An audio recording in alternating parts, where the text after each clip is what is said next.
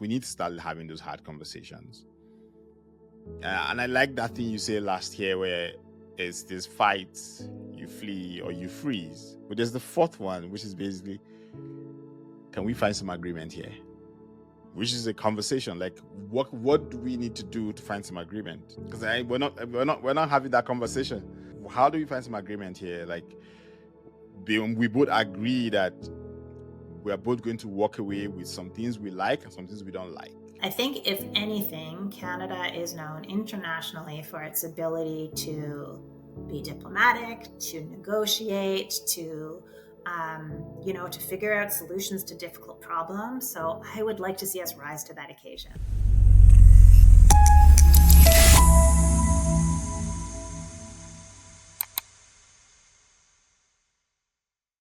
Welcome back to the Newcomers Podcast, people, where I explore what it means to be an immigrant with immigrants like myself. Today is a really good day for me, honestly, because I'm talking with the one and only Deanna Okun-Nachoff. Well, I mean, she just came back from Mongolia, to be honest. And so I'm tempted to kind of explore that piece and be like, what did it feel like to migrate there? But I feel like we have much, much bigger things to talk about. Maybe I'll try and come back there if we have time, because I really want to ask you that question about, how it is when you go to a new place and then you're like, does it still feel like you're an immigrant, or do you feel like, okay, I'm a tourist? Because I feel like once you live the immigrant experience, you kind of, once you travel, you never see travel the same anymore once you've been an immigrant. Sure. Like, yeah. But the levels plan is coming up in a couple of Fast and Furious. Yeah. Fast and Furious, like a freight train. Yeah. Like, and I think where I want to kick this off is like, you're really involved in immigration and everything that goes on with it. But it's been 6 months now since Carney assumed office. And the last 18 months have been, someone called an open mic session with immigration. It just felt like everyone was just talking, like opposition, the government, everyone has an opinion. There's the lack of nuance that exists within all that conversation. There's now how heated the polity has become. There's people saying that the public doesn't trust the government anymore with immigration. Everyone says we now have too many immigrants, which compared to, or people say we have now have too many immigrants compared to how it used to be before. And I think if you think of 6 months after, do you have any thoughts on what we expect to see when the PM announces his immigration levels plan in a couple of weeks? Any thoughts on that? Yeah, I do. And really my thoughts come mostly from just, I'm sort of reading the vibe. Yeah. And the vibe is not being subtle. We're reading it in all sorts of different ways, just in terms of the way that the policies are being administered, the way that new bills are being proposed, the kind of tone, even just the kind of recent public statements about there are going to be some very hard decisions ahead. Not everyone's going to like what I'm going to have to say. These things are expensive. We're talking about what is, in some way, even if it's going to lead to a big deficit, it's going to be some kind of an austerity budget, in the sense that, like, trying to cater to the opposition parties, trying to not run a massive deficit because he's relying on the other parties buying in, because he needs that, being in a minority government. Cost is very, very fundamental. And I think that at this time, the public appears to be really looking in support of is things becoming easier, things becoming more affordable, housing becoming more accessible. And so in all of the sort of the rhetoric, I'm going to call it, that we're hearing from the public, it's all about immigration has grown too big. That we need to pull it back, that not everybody's going to be able to become a permanent resident. So, and even when we look at Bill C-2, which is the one that's now just being reintroduced as Bill C-12, it's talking about giving more powers to cut and cancel categories. And, just the way that they have quite recently adjusted their processing times on the immigration website.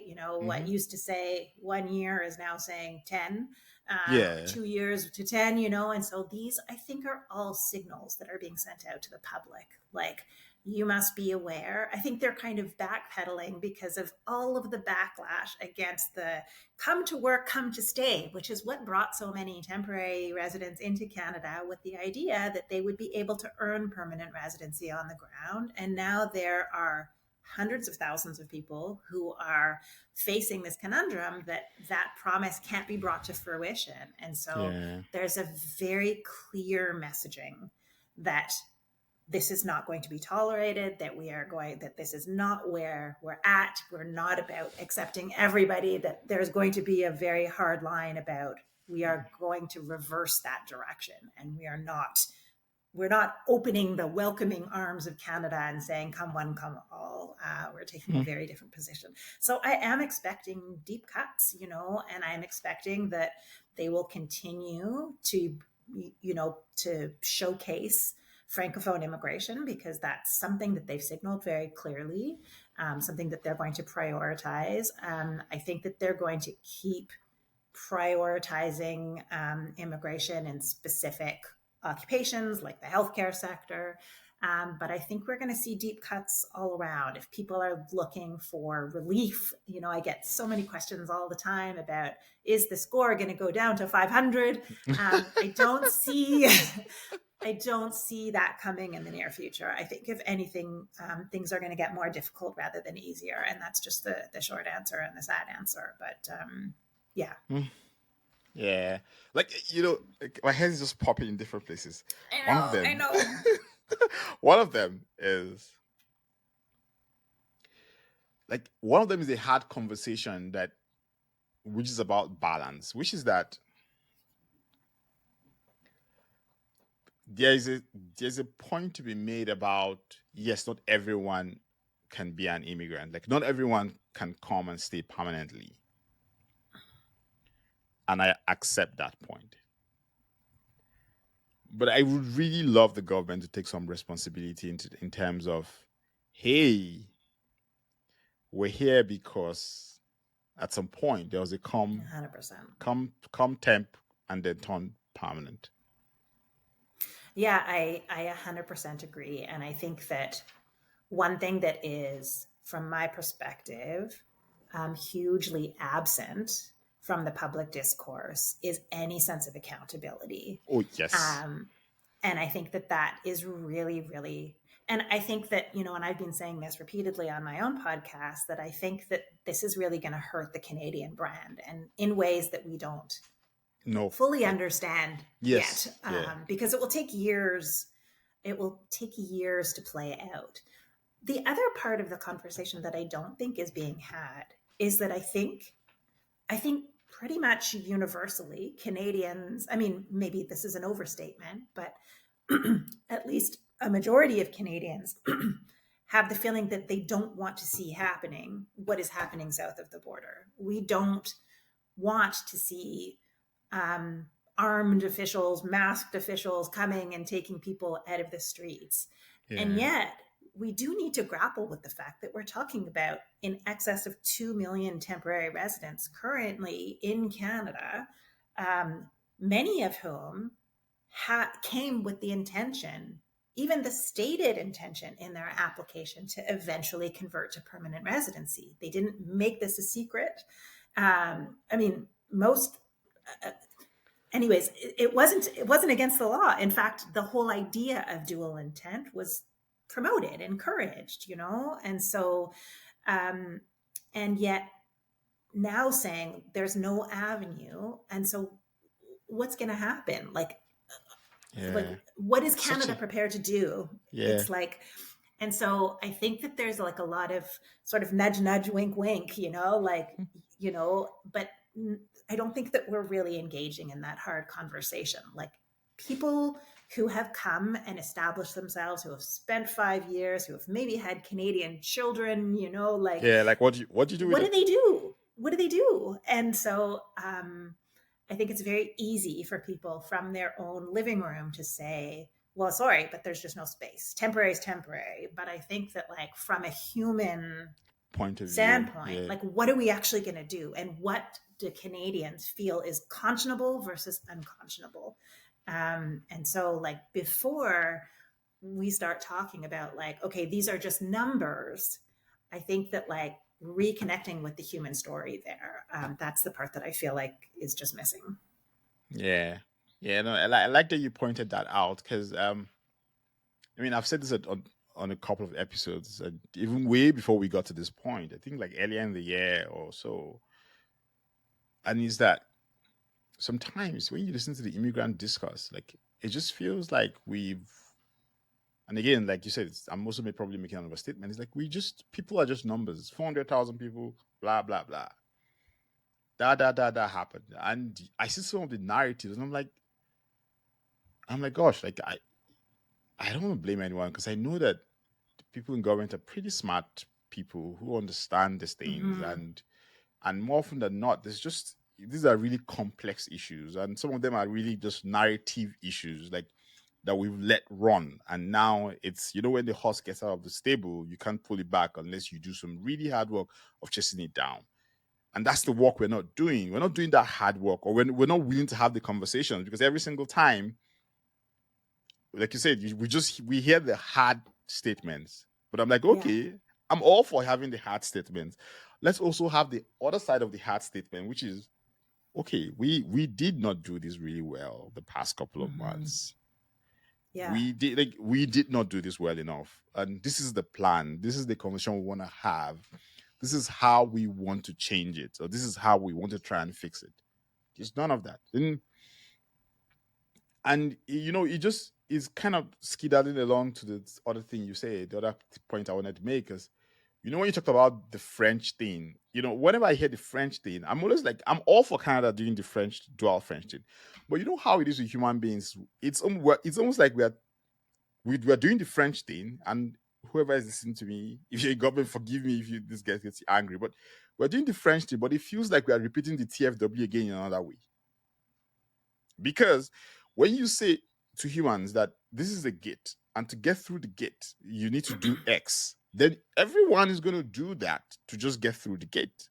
So you have people, we have a French program. So everyone is taking French exams so that they can come into the system. And then 5 years down the line, we'll sit back and go like, oh, wow, we still haven't yet solved our French issue. But at some point, we had a program that was French, that was trying to bring people in.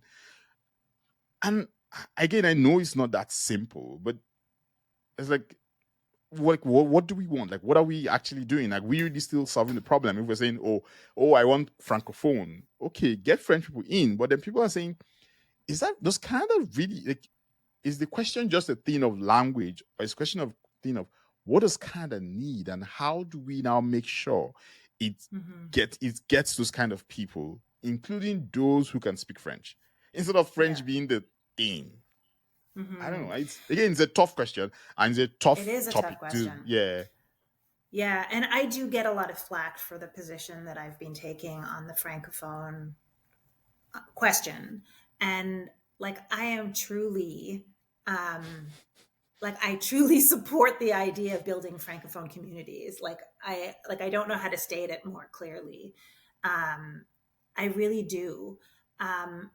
But it's not the objective that I have challenges with. It's just the manner in which it's being executed. Because what I'm seeing is not people who are French speakers seeking to come in, but rather people taking time off from their day jobs to get that minimum language benchmark in order to be able to not doctor. I mean, they are actually accomplishing that. But again, I just feel like it's a kind of social engineering that doesn't feel like it actually achieves the specific social objective that it's intended for. Yeah. So again, I fully endorse legitimate efforts to build French communities. I think that is a priority prerogative for Canada. I just really question whether or not saying to and this is a post that my co-host Steve Murans put on LinkedIn the other day, like when we're saying no to somebody who is chairing a department at a major university in, you know, in an area where we have real shortages, saying no to you, but yes to somebody who doesn't have the same skill set, but has perhaps tested at this minimal level and will not work or live in a French community. Like there's no actual tie. What are we doing? Yeah, it's just an algorithm. And again, like if I had some confidence that that was actually going to contribute to a French community and not just somebody who went and self-studied, you know, then it would be different. But again, these are not sophisticated qualitative decisions, but rather they're like, you pass the test, you get the score, and off you go. So, you know, this is to the people that are saying that I'm like an opponent of this. I mean, again, if you're talking about an actual Francophone person who's coming and will actually contribute to Francophone communities outside of Canada, I laud that effort. But I think the problem is that I do not envy the policymakers right now. I would not want to be the person in charge trying to figure out what is the way to achieve the Canadian goals, because we are in a real pickle right now. And so, you know, there's no doubt about that. There's just a huge demand from all sorts of places, and there's so many different aspects to it. There's the demand of people who are in the United States that wish to get out of the United States. There's people from all around the world in conflict zones who want to enter in. There's, you know, people who are just looking for a better opportunity and have skills that they want to bring to Canada. And there are people that are actually looking to just take advantage of the system. I mean, I can't deny that that is an actual demographic, but you know, it's a complex problem. And I feel like the solutions that are being brought to it are overly simplistic. And I know that that is a cost issue. And so it is why it directly connects to this question about the budget, because good, fair, humane decision-making is expensive. You know, good things like that don't come cheaply. And so unfortunately, what we're seeing is like use of algorithms, use of automation software, all of these things, which to me have really deteriorated the quality of decision making, and have really there's been like a real attrition to what is the fairness of the process, what is the humanity of the process. You don't get to see your decision maker face to face. There's no interaction. It leads to a very cold, inhumane kind of a process. And that just feels bad. It just feels bad all around. And again, I honestly, you know, a lot of people put out all sorts of, you said all these voices that are like, I know what the answer, and I hear all these answers and I'm like, yeah, but like, I don't know. I'm not the answer person. I feel, the one thing that I feel very confident about is that the direction, the situation we're in right now is hugely untenable. And I don't hear from anyone a solution that feels integrated and tenable. And that's what concerns me. Yeah. I think, you know, I'm jumping to one of the old questions we had for later when we're bringing it forward. I think it's kind of tied to what we talked about, the immigration levels plan, and like, should it actually even be yearly? Like, why should it be yearly? Because I wonder if part of the things we are seeing right now is a system, because it's like every single year, it's like you're trying to do it again. Every single year, you're trying to do it again. And what that also means is that you get caught up in trying to play the side of the card depending on what's happening at that point in time. And I think with immigration cannot be something that you do based off how things are being done. Like, if you follow the crowd, you're going to go in 10 different places. And maybe there's a question of what kind of country do we want to be in 5 years?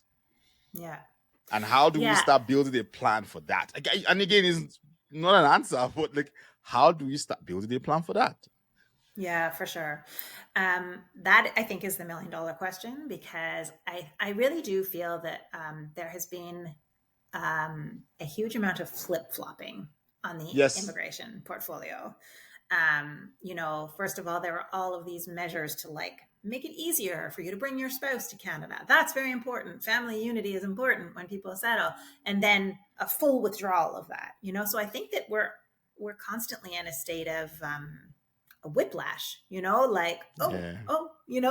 it's exactly. It's tiring. And so, it's exhausting, but it's also very hard to make any sort of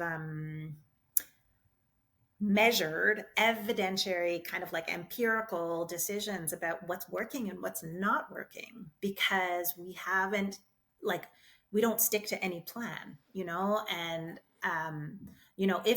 if the thinking, like, let's go back to when the temporary foreign worker program was considered like the flavor du jour. It's the idea there was, these are the skills we need, we can attract that talent, and then we can pick from those who are in Canada and those with the best skills and who have managed to accrue the work experience. The Canadian experience class, this is the thing, this is what we want. And so people made plans in accordance with that, and so now if the decision is being made that is a failed experiment, that kind of pivot. And again, I'm not saying that you can't pivot, but measuring those in 1 year at a time, these are things that take 3 years to actually even accomplish this goal.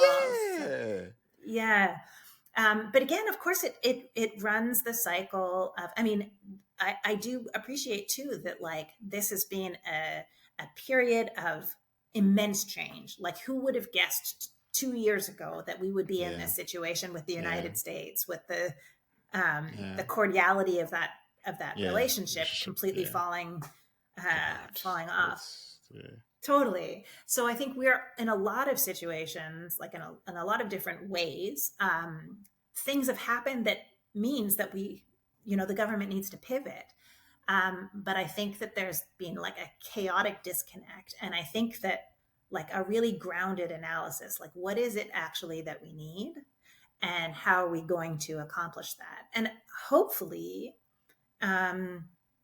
the new budget, the new levels plan will incorporate like some kind of clear strategy, some clear plan. But I think that really is what has been missing. And so I think a big part of the frustration has been that people feel the system is incredibly complicated. I saw somebody else's post today saying that like having a lawyer is not optional anymore in the immigration system. Which is unfortunate. It really shouldn't. It shouldn't be like that. Our PR, we did it ourselves. I didn't use a lawyer. I didn't use anyone. Yeah. I didn't use anyone. But I wouldn't dare tell anyone to try that right now. Like, I would be like, you can't afford that, because you could just, like, the simplest thing could be a mistake. Like with our first application, we forgot to put our kids' passport page. We somehow forgot to upload that. And they said, oh yeah, you should probably reapply again, blah, blah, blah. I can imagine you make that kind of mistake right now. You just get kicked out of the system, and then you literally just lose your space, or something happens that I can just imagine you making that kind of mistake right now, where it ends up. And so it's hard. It's hard and it's tough. And I think, like you said earlier on, the sad part about it is that there are humans in the loop who just kind of have to go through all this, and who have to feel all this. And it feels like politicians don't help matters in a way, because everyone just keeps attacking and talking and making very pithy statements that lack the nuance, and then the public jumps on that. And I'm like, this, like, we can have two sides of the argument, and the question should be how do we find agreement here? Not all this. Everyone is one up in the other, and we just keep doing that and escalating the situation to the point we're here now where every single one up feels untenable. Like it just feels like every single time you one up, you make things worse. Like, can't we just step back and be like, hey, let's pull on our big boy pants here and be like, how do we find some agreement here and kind of get going? Because I suspect that that's probably what we need to do. Like both parties need to say, can we find some agreement here and work this out like adults? Yeah, no, absolutely. I think that I've been thinking a lot about just like human nature. And I think a lot of people have become very philosophical, particularly like since the pandemic. I think everybody's doing a lot of deep contemplation. And because I think the test of strength is how you behave when things are going badly, not how you behave when things are going well. It's much easier to be on your best behavior when things are going hunky-dory, right? But when things are going hard, like that's why I did my last year of law school in Holland. And the thing that, that year in law school there was, it felt much more grounded, because rather than like what I was experiencing here in Canada when I was studying, when it was just like, read these 1,000 cases and come back with like, the one-line summary of what this case is about. There it was grounded in like the principles of what the law was there for, what it was about, what we were trying to achieve. Like they took us at the beginning of one of these programs to a concentration camp on the French-German border. And they were like, okay, so you're standing inside this space. And the professor was like, okay, we need this sort of thing to never happen again. That's why the International Courts of Justice were created. This is why the United Nations was created. Like, how, as a human race, do we deal with the fact that this is what humanity is capable of? Yeah. And so I don't think that we're in a situation that's dissimilar to that. I think that we're in a situation where, we could make some good decisions, or we could make some terribly bad decisions. And, while I can't translate this into like how the immigration levels plan should look, I think that whatever decisions need to be made need to be fundamentally grounded in our values. What does it mean to us to be Canadian? What is it that is important to us about how we handle this? And for me, it's not about, just delaying or posting a longer published processing time, or like, it's about being upfront. It's about being truthful. It's about being direct, it's about being fair, accountable, measured, and making sure that the decisions are grounded in those basic values. That's what I think, as you say, like, I think that conversation is like, okay, it's got to be a give and take. You can't have everything that we want in this particular moment. There's only so much goodwill or whatever, but like, but what are the things we can agree upon? Yeah. Because I wonder sometimes if, the latest stats I saw say the public trust is kind of come back up a bit, which is good. And this, like, again, like we said earlier, these things take time. But I suspect that if we're open and transparent and honest and approach this with some form of humanity in it, like, because it's obvious we'll have to make some hard calls. Some people will like it, some people will like it. Like, that is clear. But if it's done with, if it doesn't feel like as if it's targeted, or if it doesn't feel like it's all over the place, then hopefully you get some people on your side, and not everybody. But at the point is that you kind of know where you're going, because, like, what you think. Because again, I think the problem most people have is you look at the decisions, and the most tiring part of it all is the whiplash that comes. Like, they make A, and then suddenly they change it and say, oh, no, we don't like A, and they go do B, Or sometimes they don't even announce it, they just do it. And then someone says, hey, these folks have changed this thing again. You're like, but you just decided to do that like 2 months ago. Like, what is going on? Yeah, what's going on? I think that the other part that to me is the most heartbreaking is that when I speak to, and I spend all my days speaking to newcomers, foreign workers, refugee claimants, and what I'm hearing pretty much across the board is that they are experiencing a total change in terms of the climate and the sense of like, that welcome climate, the like, and it's really, and I mean, we saw this during the pandemic where so many people were saying, especially people of, of Chinese ancestry, that they felt like they were being treated as if they were the cause of these problems, like that kind of blaming. And I think that I'm just hearing that from everyone. As soon as they speak with an accent, if the skin color of their skin is different, that there's like, and people have a lot of fear and have a lot of anger, and it's become kind of directed. So it's like, is this a value shift? Like, I think Canada has always been like, has prided itself on its multiculturalism, diversity, that's kind of been national strength. But this sharp pivot, I find alarming.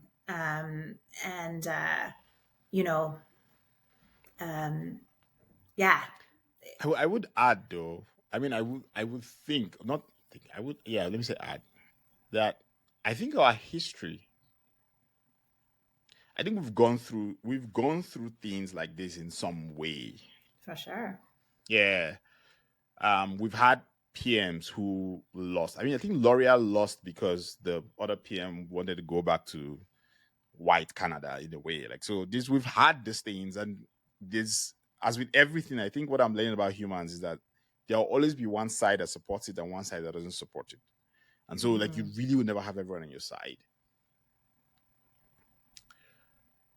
And so what he just again goes back to, which I feel like is becoming the theme of this conversation, is really that it's where we have some difficult decisions to make and some difficult conversations to have. And maybe it's just like we should start having those conversations. Maybe that's what we should start doing, because we're not having enough of them. Maybe we should start having these conversations, both with the natives, both with the immigrants, both with everyone who says that, who's involved in one way or the other. Maybe that's the answer to that. Because I wrote this piece a couple of weeks ago where I say Canada there's this technology writer called Kevin Kelly. He describes something called class 1 and class 2 problems that technology always has. Class 1 is at the point where the technology isn't working really well, so it has issues. And so usually at that point in time, you need to pour more resources into it. You need to make the tech better, and then it starts to work well. Now, when it starts to work well, you get what they call class 2 problems. So because then class 2 problems are, because it's now working so well, it creates other form of problems: resistance, cultural imagination issues, social issues, because there's a ton of things that it has unleashed, or new capabilities or new connections it has made that are at odds with the past or how life used to be. And so my theory, or I hypothesize that Canada kind of is interesting in the sense that we're suffering from both problems at the same time. Class 1 problems in the sense that our immigration system works well and doesn't work well. So like express entry programs, you can still kind of get in 7 months. If you have high scores, you will get in. The TFW, we don't like it, but it's worked pretty well in the sense that it just works well to get people in. They're slowing that down, but it has worked really well. Then there's a ton of other things, like there's low budget, we've lost the humanity in the process, just a ton of things. So we have class 1 problems, but also the class 2 problems we're having means that there's a ton of people have come in, and now we're here as a country where we need to have the hard questions about what kind of country do we want to be? What does social integration mean? What does this mean for the kind of society we're becoming? It's so easy to say multiculturalism, but again, what does it mean to be a Canadian? We need those conversations. Like, so when you come here, what does it mean to be a Canadian? What does it mean to be a multicultural society? Because we talk about the mosaic and all that, but what does that really mean? What does that mean? That I go to Toronto, I can eat Indian, Japanese, Filipino. Oh, that's amazing. What does it mean to be a country where you have all that? What does that mean for the kind of society we're trying to raise? How do you deal with folks who don't fully understand the things and they're struggling to understand it? Do you label them? Do you fight them? Do you categorize them? Or do you help them come across? What does it mean for people who can't integrate? Do you force them out? Do you accept them? So and again, those are really hard conversations. And again, I feel like the theme of this thing is like, we need to start having those hard conversations, because maybe then we can probably find some way around all this. Because we just we keep just skirting around and trying to find what you call them simplistic narrative solution. Like, just do this and hopefully it gets better. Slash the numbers. But when you slash the numbers, you still have people in the country who are still here. How do you deal with that?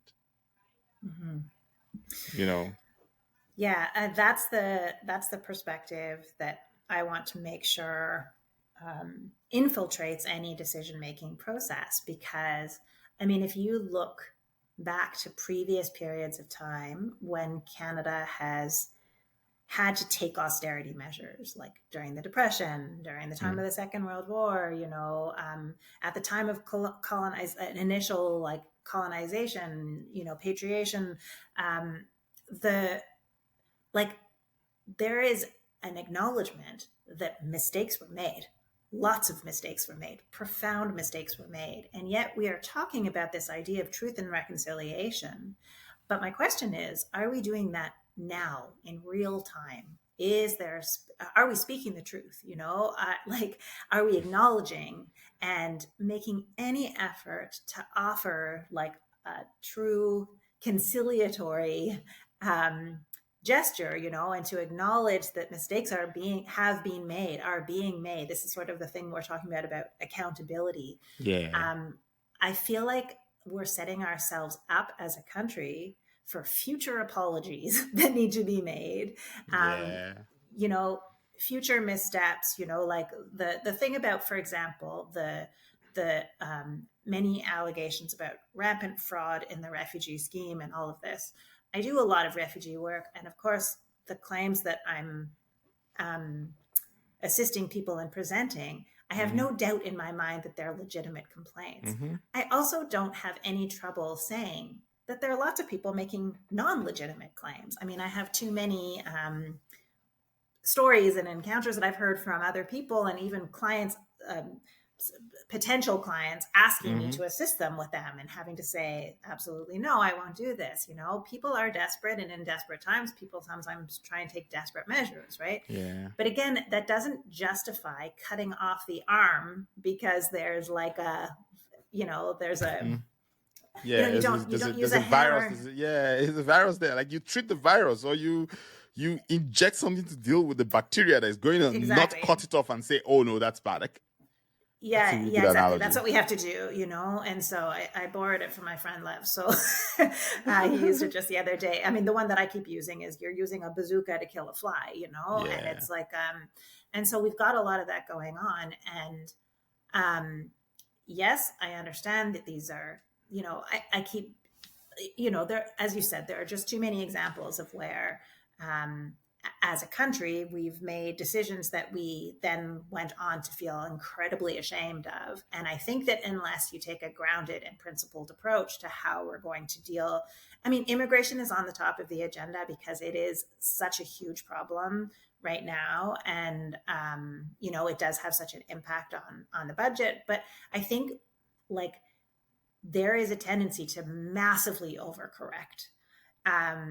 If there was a recognition, as you said, 1 year ago, 2 years ago, that there were labor market shortages that we needed to fill, that can't have just gone away, and, we hear all the time from employers saying, this is an actual gap, and I cannot find these, these people in various areas, climate change and, in healthcare and neuroscience, all this stuff.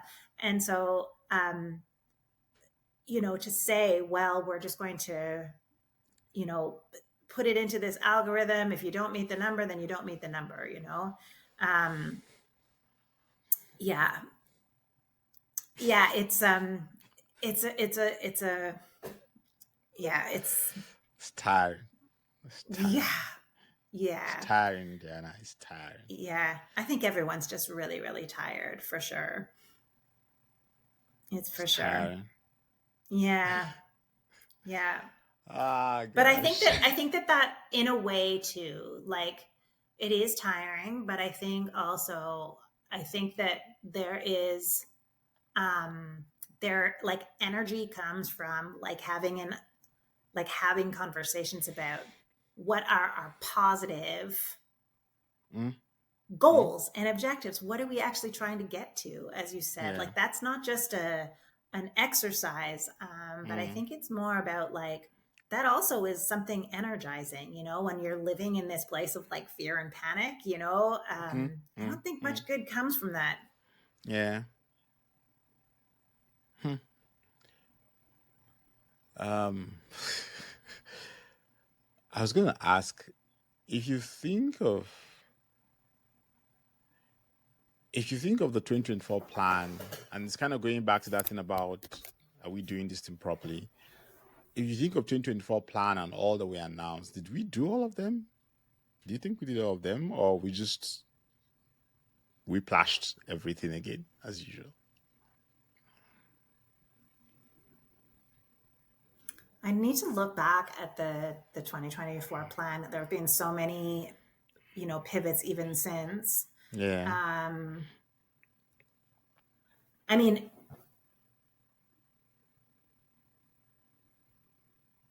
I don't think we did. Again, I like, without actually having it sitting up in front of me, I don't know that I. Yeah.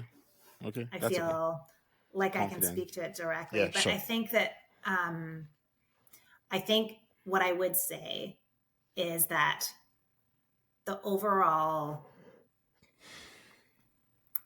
how do I say this? I would say since 2024, I haven't had a clear sense of what we were trying to accomplish. Yeah. And I don't think I'm alone in that. I think a lot of my colleagues have been saying that this is really, we've been hearing a lot about this isn't working, this needs to be changed, and a lot of shifting policies. But in terms of, like, this is our goal, this is how we intend to go about accomplishing this, and this is what we've done in order to achieve that, and where the solution actually achieves that goal in a very clear way, I think that that's what we all feel is suffering. And it's interesting because if you think about all the scapegoating and the rise of nationalism and everything that has come out of that, because I do agree, I to some extent I struggle with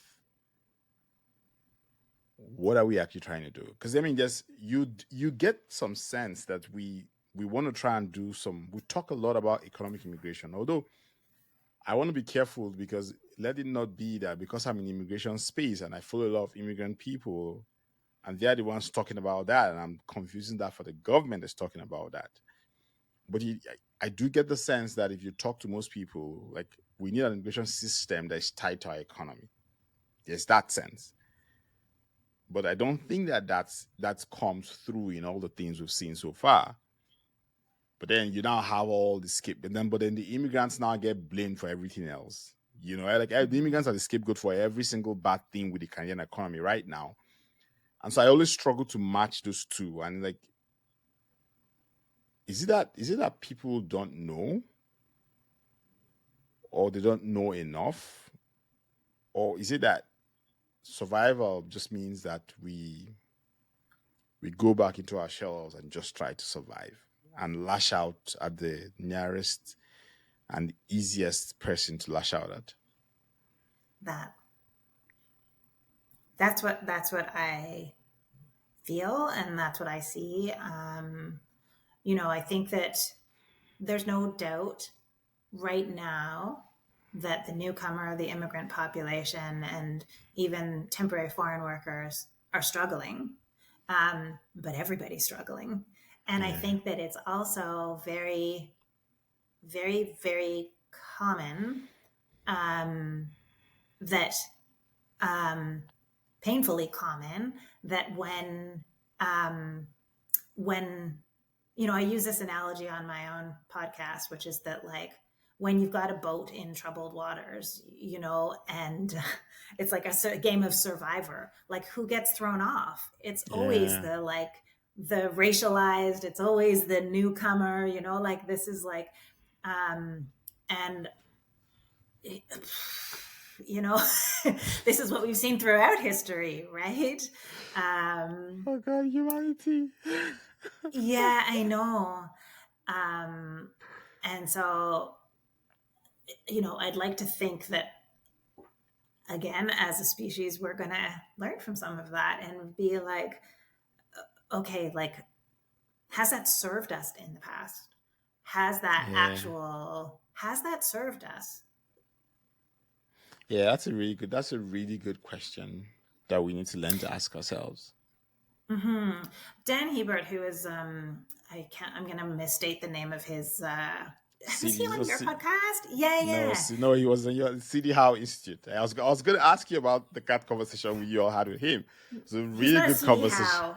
It was a really, really good. It's not CD Howe. I'm just looking it up now, but he was on our show as well. But he like his organization was I'm going to distract myself, but anyways, his organization did a study. It's like the Center for Canadian Immigration Studies or something like that. But anyways, I'll look it up in a second. But it was about like who comes to Canada and for what reason, and who stays in Canada. And I thought it was just so telling, because when we talk about like outcomes, like outcome measurements, like who does best, like if somebody comes to Canada, let's say, because they want a bigger paycheck, is that the person who's likely to remain in Canada for the longest period of time? Are they coming? Are they going to stay? Are they going to become integrated and attached? Or is it the people that come because of the value proposition that Canada presents? And so like, even just that question, like there has been, because like since we kind of glommed on to the human capital model, it's like skills, money, yes, that's what we want.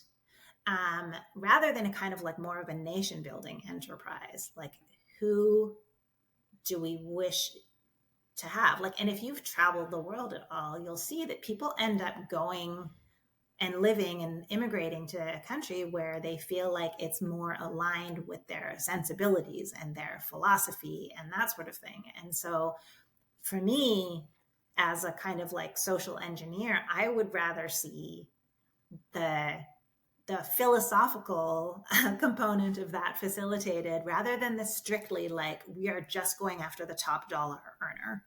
I just don't, like it's, I don't know what you feel about that, but I thought it was just very interesting. The people that were coming, they're like, I just want to earn more money. Did they stay, or did they immediately leave as soon as they got a better offer somewhere else? Was there that same buy-in? Was there that same attachment to like, this is my place? Yeah. I mean, don't you think that like almost everybody has that or needs that in a way? Well, I guess it's just how they express it. Because I feel like everyone wants to survive. Because I hear you on that. I hear you on that part of, like, does this country suit the person who I want to be? And I wonder what's the balance, because everyone, like, I feel like, but still, everyone still wants to survive. Because if the country doesn't really help me pay my bills, for example, then even the philosophical bent doesn't exactly work for me anymore, because then I'm like, oh shit, like I love this place, but I can't feed my family, and so I leave. For sure. And then there's also the other part of the conversation, which is the the good and bad part of the economic immigration, which is that if you do that, you kind of get a certain type. You can get a certain type of people, but then also the process becomes very cold because then it becomes hard numbers. People now become tools towards what's the word to use, but basically towards a better country. Like, so you know what, I'm going to bring you in, and when you come in here, you come in the $100,000 and I put into the economy and my economy grows, that sort of thing. Yeah. And then, okay, maybe what I'm really trying to say, because I'm kind of stuck somewhere, which is, I think is let's even have we defined what kind of nation we want to build again? Like, what kind of nation do we want to build? Yeah. What are the things we want as a nation, and who are the people that can help us get there? Yeah, I think it's just of course am not saying that there should be a wholly philosophical perspective, but I think that balance that you're talking about has been lost because I think we've we kicked that out of the window a long time ago. It's like, it's just like get the UCI numbers in and just get them in, and then let's move on. Now, they're here. Oh, there are 100,000 people. Oh, they're too much. They're too much. Cut it back to 10. Yeah. It's like there's a real it's a complicated world. I mean, I'm not as naive as I sometimes sound, but I understand that it's a complicated world. But I think that if we fail to strike some kind of a balance, some kind of a compromise that we can live with, I think that that's where we run the risk of the armed guards coming and pulling people out of the streets in circumstances. And I think that I do feel the imminence of that. I don't think that anybody in the United States felt that this was just right around the corner when a year ago. And I think that I just think we need to be careful. I think we need to really make sure that the decisions that are being made are grounded in good public policy and are, deciding what is our commitment to humanitarian values and, and not just be like, I don't know, I guess the conversation about the best and the brightest, it worries me a little bit because I feel like it's so unfiltered right now. Yeah. It's complex. I think that's the right word to put it. It's complex because honestly, because I like, because the idea of the best and the brightest sounds really nice. It sounds, and I wonder if we're just trying to get the public back on our side to give them a reason to love immigration. I wonder if that's why because that's a really good way to frame immigration. Mm-hmm. And then there's also the part about what kind of country do we want to build, and what do we need to build that kind of country. And I feel like the best and brightest is part of that conversation. It's part of it. Yeah, it's part of it. It's like, so it's like, how do we attract those people? But these are the values we need as a people, and these are the programs we think can get us those kind of people. Again, I think the problem, or rather, my hypothesis is the problem, which is why we see all this and which is why we are having this conversation, is that I don't use the word trust because that's really harsh, but you just don't feel like we're exploring the things we need to explore to come to that point where we're saying, what's the compromise to become that kind of nation? Because people don't like to hear this, but we need immigration as a country. Like, our population is too sparse. People talk about that we can't do a ton of things, and I'm like, we don't have the tax base to build the kind of country we want. Yeah, we can dream all we want, but we don't have the tax base. Our cities are too scattered. We don't have enough dense populations to do certain kind of things. Toronto is probably the closest to some form of density, but even at that point in time, it still doesn't have enough of the, I mean, and someone should probably do the calculation for me to see, but it still doesn't have enough of the population that can pay tax that allows the government to invest in institutions and do that, all that kind of stuff.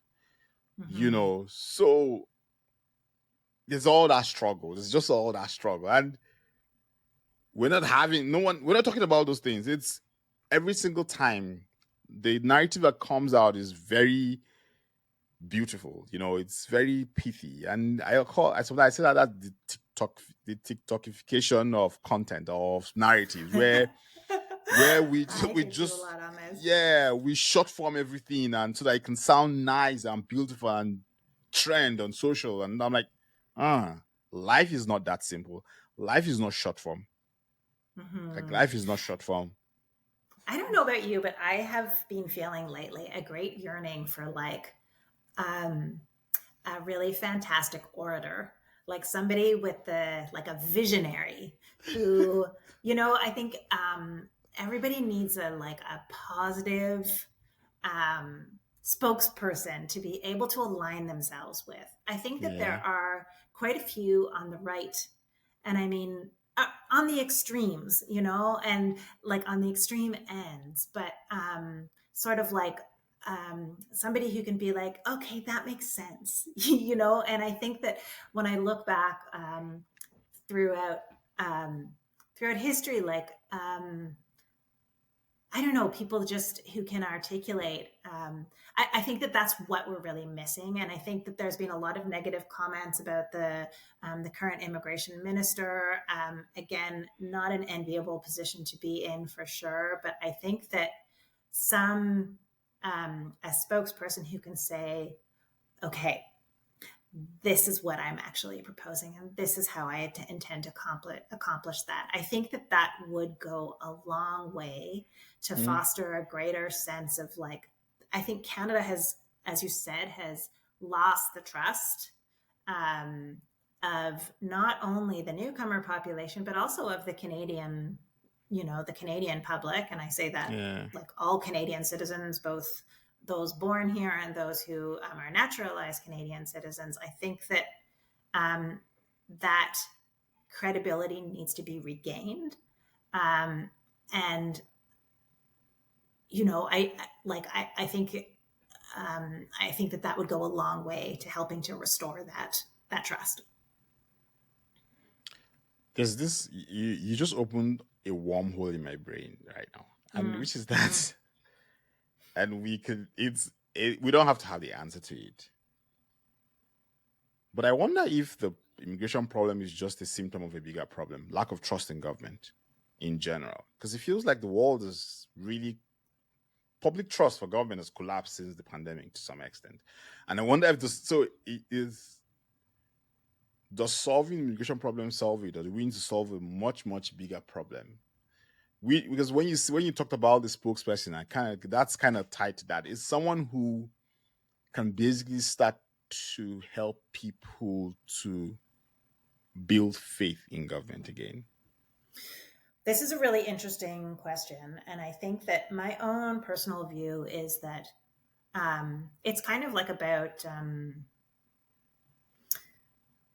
I think that the Canadian government has has become a very enforcement-minded government. I think that so much prioritization has been on enforcement. It sort of goes back to the question of like, the police in the United Kingdom don't carry guns, and so does that lead to a lessening of violent crime or of gun violence? The bigger the stick you carry, the bigger the resistance to and so I really firmly believe in that. I think once the government starts regarding the public as being a threat, something that needs to be surveilled, and we've seen this time and time again, it becomes this totally adversarial relationship. So I really do appreciate that, I think that there has been this huge transition towards accruing more government powers, less political transparency. And this has happened since the introduction of ministerial instructions, since when I first started to become really, really involved with the political advocacy. And I was like, this is not good. You know, we have democratic institutions for reasons. Like, these were put into place because this is what it requires in order for the Canadian public to have confidence in government institutions. Now, the thing is, most people don't spend their time like watching debates in Parliament or reading legislation, but they do feel when the creep happens. They don't necessarily feel it because they're reading Bill C-12, but they feel it in different ways. They feel that it's like parenting, you know, the parent who decides to discipline with a slap rather than with care and compassion. It has a very, very dramatic effect. You can see the kids that are parented in that way. They're fearful, and they have to try and avoid being caught, you know, like it's just such a basic parenting 101, like that kind of negative, that use of force kind of, and like every authoritarian regime that we've seen, we see that this, like, that's what creates the prevalence of black markets and, you know, underground militia. Like, again, it's the most basic thing. But I think that people don't necessarily take the time to sit down and see how our democratic processes have been eroded. But there's this mysterious feeling that, like, I don't know why, I just don't trust them anymore. Well, it's no doubt when it's like you come in, you try and visit your spouse in Canada, and you're like, no, we don't believe that you will leave at the. I was like, what? You know, like, so there's a push along effect, and that's part of what I'm talking about, is being the accountability. You know, like, it's not by accident that fraud is ballooning. It's not by accident. It's a direct result of over-regulation, over-restriction, and also, like, anyways, I think it's always attributed strictly to they just let in too many people under surveilling. Which is so let's just add in more and more and more. Exactly. But I'm just like, I don't know. I see it from the other perspective. I see it from, like, you know, they've made it so that now big pieces of legislation that fundamentally change criminal law, immigration law, you know, all these fundamental things are so giant, 150-page bills with, like, very little time for feedback and consultation. I mean, again, I do understand that Bill C-12 is now actually attracting some debate, but are they listening? Is there an actual conversation, or is this just so that they can say, yes, we've had stakeholder consultation? Is there any real attempt to see whether or not the stakeholders have something valuable to add to the conversation? Or is this to check the box and say, you know, yes, we've done this? So yeah, it's about like, I do think that we do have to have those kind of philosophical conversations. Like, because I that's such a, and that's a really interesting theory you put forward, by the way. Like, because I think I've read about it, I've come across it, and it's a thing I'm beginning to agree with a lot, is that thing about, like, the bigger the stick, the bigger the resistance. And it's physics, and it's humans, and the thing about human beings is they will always find a way. For sure. They'll always find a way. They'll always try to find a way. There's always a way somewhere. And I don't know. Yeah. Not just humans, like any natural creature. Like, if you walk your dog and you pull too much, they will pull back more, you know? It's just like, as you say, it's physics. But I feel like we're just kind of blindly trundling down this path and being surprised at the outcome. Why do we struggle to learn, though?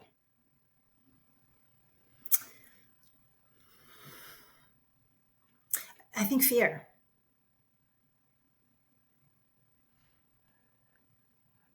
I don't know. I think fight, fright, flight, or freeze, you know? I think that is a human, like, it's, I don't know if it's just human, but, like, again, I think that is the effect. People either fight, you know, there's a reason why those kind of fear responses do not include sit down and have a conversation. It's fight, flight, or freeze. You know, those are the natural instinctual reactions. And I think it's uncomfortable to have to consider option number 4, which is like, okay, I mean, you can't necessarily sit down and talk to a lion and be like, hey, can you not come after me? And, but, you know, and there are lots of very, very daunting struggles. There's no doubt about that. But like, yeah, the bigger the problem, the stronger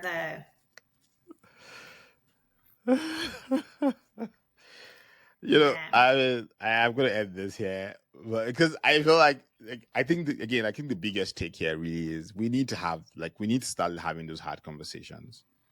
Yeah. And I like that thing you said last year where it's this fight, you flee or you freeze. But there's the fourth one, which is basically, can we find some agreement here? Yeah. Which is a conversation. Like, what do we need to do to find some agreement? Yeah. Because we're not having that conversation. Yeah. Like, how do we find some agreement here? Like, we both agree that we are both going to walk away with some things we like and some things we don't like, and we find an agreement. Yeah.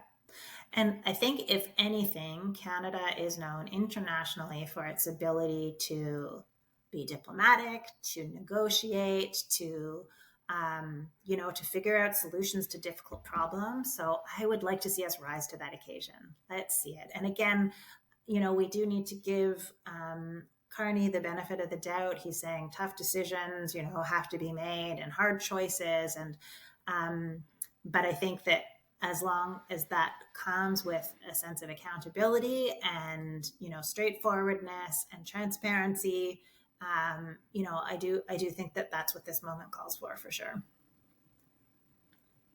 Thank you so much, Deanna. Thank you. I really appreciate your podcast. I'm such a downer these days, I feel like every conversation I have, I'm just like, no, but it is just the honest truth. Like, it is a hard conversation. It's a very complex one. Yeah. I just don't see we can avoid it. Yeah, we can avoid that hard conversation. Yeah. I really just want the politicians to stop simplifying it, though. Like, please stop. Like, just stop simplifying. It's a hard it's a hard conversation. You can't just say, "Hey, do this." Like, and I'm just like, come on. That's not true. But yeah. And a clear vision. Yeah. Yeah. That. Like, that thing you say about that. What's that thing? I think there's something to talk about America, city on the hill or something. There's an American theory about America being the city on the hill that projects some sense of peace and stability, blah, blah, to the world. I'm probably not getting the theory right. But what I see you're saying is that we need that person on the hill saying, hey, everyone, look, it's mad, it's crazy. Let's try this. Mm-hmm. Or let's do this. Or let's approach it this way. Or let's have a conversation. Or let's bring everyone, let's come to the table and have a conversation about how to move forward with this. Yeah. Or just, what's our vision? Like, what are we trying to accomplish? And what is the actual strategy that's being laid out?